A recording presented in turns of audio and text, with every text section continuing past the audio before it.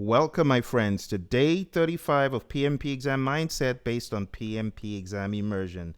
Daniel Goldman says leadership is not domination, but the art of persuading people to work towards a common goal. In the world of the PMP exam, we have supporting organizational change, and this truly is all about leadership.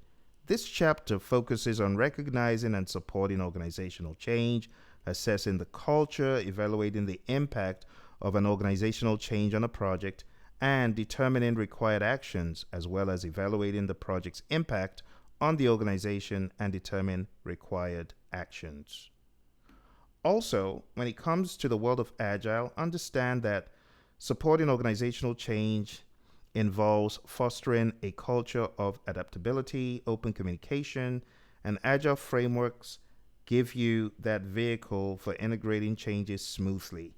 Continuous feedback, ensuring the project aligns with evolving organizational landscapes.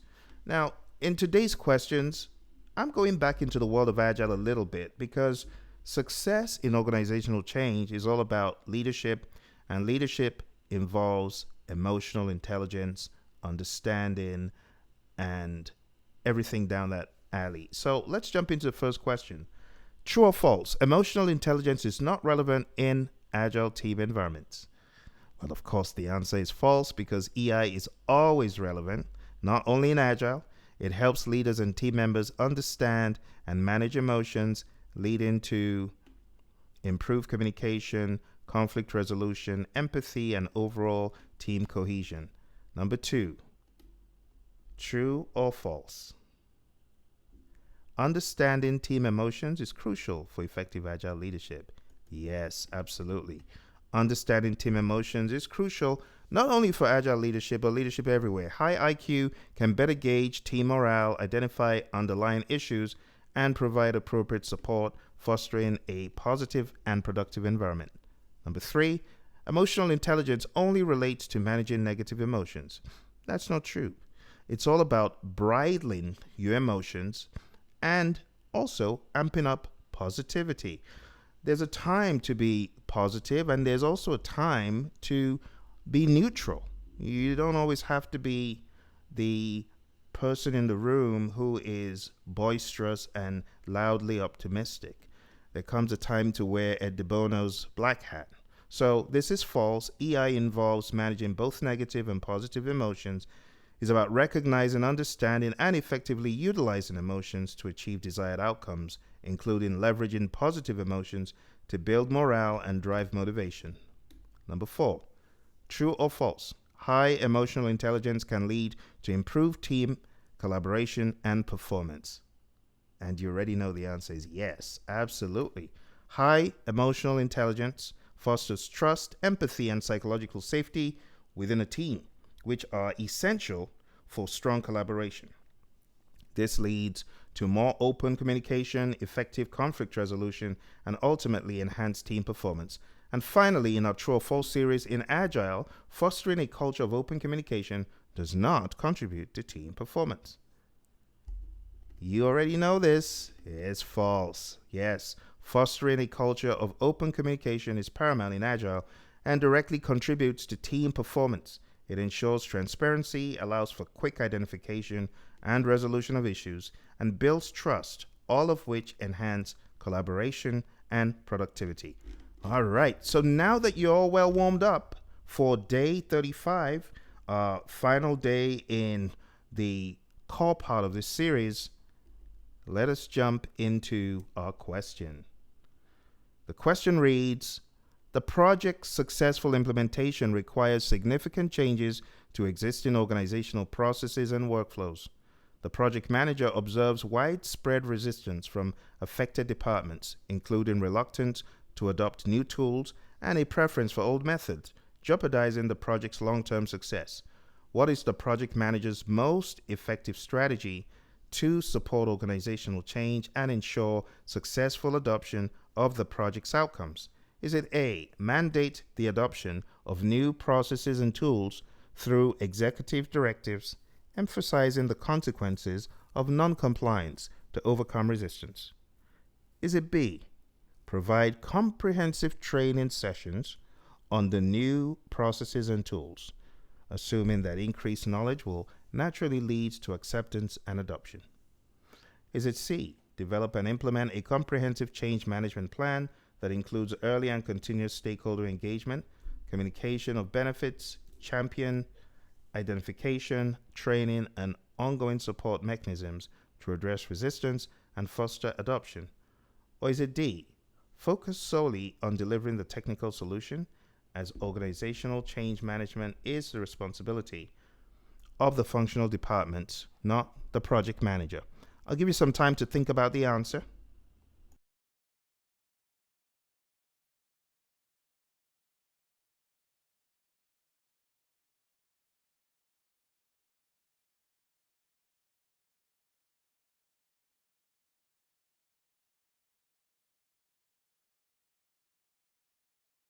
All right, let's take a look at the options. It's very simple. This is a question about how the project manager should support organizational change with the most effective strategy. Keyword being most effective. See. So for strategy, you need a target, you need a goal, you need a conduit, a methodology, a system, right? It says, and ensure successful adoption. So twofold. Have a strategy, make sure it works. So if we say A, mandate the adoption of new processes and tools, like by forcing people, by saying, oh, there are going to be consequences if you don't comply.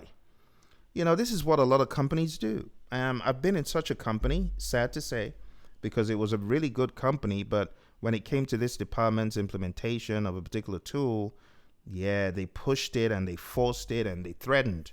And A is not the best way. B, comprehensive training sessions, they do help, but do they naturally lead to acceptance? No. Just because you train me on a system doesn't mean that I'm going to lap the system up and adopt it, you see. So if you look at the question, it says, the project manager observes widespread resistance. So training isn't the solution. It says reluctance to adopt new tools and a preference for old methods. So just training people on a new tool is not the best thing. C, develop and implement a comprehensive change management plan. Now that's already sounding promising, because you're here having a plan and it includes early and continuous stakeholder engagement, communication of benefits, which is likely to break down barriers, champions identification, who are champions for this training or for this tool, and also training. So training, option B, is embedded in option C. You see that? And the PMI do this a lot, which is why these sessions help, because you got to keep your eye on option B, that is a standalone, and option C, that includes option B and other good options and approaches. And that's a cheap trick that they use all the time. They give you one good thing, but there's a gazillion good things in another option, if only you read the entire option, see. So all of this has to happen really quickly in 1 minute and 15 seconds, see. And it says on ongoing support mechanisms to address resistance. So you're addressing the resistance head on and you're fostering adoption. C sounds like a good option. Let's look at D. Focus solely on delivering technical solution, as organizational change management is the responsibility of functional departments, not the project manager. That's not true. We already know from our studies that this is something the project manager should think of, should work on organizational change. How the project affects the firm and how the firm affects the project are both important. So my friends, the answer to this is C.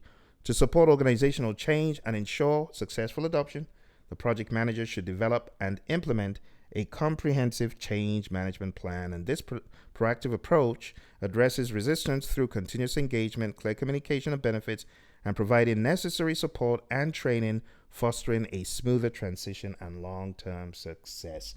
So my friends, today, what exactly have we honed in on? Task 4. Assess the organizational culture when you are supporting organizational change. Understand the culture. Evaluate the impact of the organization's change to your project. Analyze and determine are actions required. And then do the same, vice versa. Evaluate the impact of your project to the organization, whatever that project might be. It could even be a transformation project. So evaluate it and determine the required options and actions as well. Over the past number of days and weeks, we have been covering the PMP exam content outline shown here. If you have not read this, I encourage you to do so. And if you need guidance and structure, go on down to pmp.pmradio.org, because that's where we have the videos that cover this day by day across people, process, and business. Also, I would highly advise that you tune in to study.pmradio.org, where this is covered in a podcast format in audio. So all you need is your phone to listen. You don't even have to watch, just listen to what's being said and let it just blend in to your subconscious. You should also go to pmradio.org for my main podcast, which contains so many different topics, thousands of minutes there, and that will help you as you prepare for your PMP exam. Remember, you can also get full-blown training at tinyurl.com/elite PMP.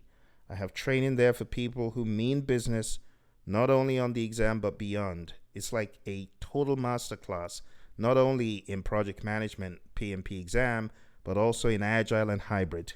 Highly encourage it. We cover PMBOK 6, PMBOK 7, Agile, everything. Okay? So again, tinyurl.com/elite PMP, all one word. Thank you for joining me. And this isn't the end of the series. We're going to still keep the journey going, and I'll see you next time. You take care, and bye for now.